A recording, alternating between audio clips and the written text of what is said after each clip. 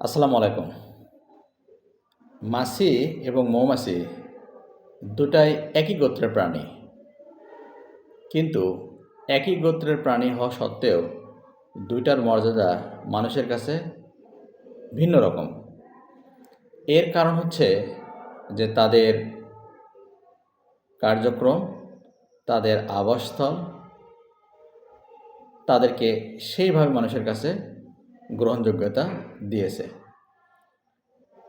মাছি ময়লা আবর্জনা, ডাস্টবিন, নর্দমা হচ্ছে তার আবাসস্থল, এবং এই সমস্ত আবাসস্থল থেকে তারা নোংরা জীবাণুযুক্ত খাবার গ্রহণ করে লাইফ লিড করে, এবং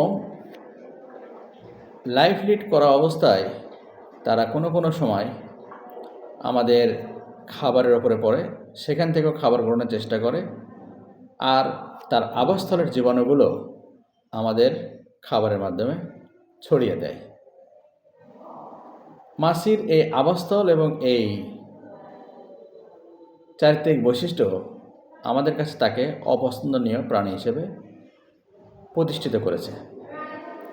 অনুরূপভাবে একটা মৌমাছি থাকে তার মৌচাকে, গাছের ডালে অথবা ঘরের কার্নিশে, উঁচু জায়গায় তার আবাসস্থল, যেটা অত্যন্ত পরিষ্কার পরিচ্ছন্ন এবং স্বাস্থ্যসম্মত। আর সে তার লাইফস্টাইল যেভাবে চালায় তা হচ্ছে ফুলে ফুলে ঘুরে বেড়ায়, ফুল থেকে রেণু সংগ্রহ করে, সে রেণুকে মধুতে কনভার্ট করে সেটা তার বাচ্চাদেরকে খাওয়ায়, এবং সেই মধু আমাদের জন্য অত্যন্ত উপকারী হিসেবে গণ্য হয়।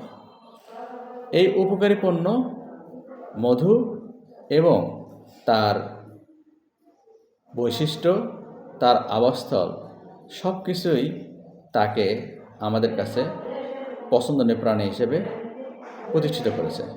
সুতরাং আপনার আবাসস্থল, আপনার ক্যারেক্টারিস্টিক নির্ভর করবে আপনি কার কাছে কেমনভাবে গ্রহণযোগ্য হবেন।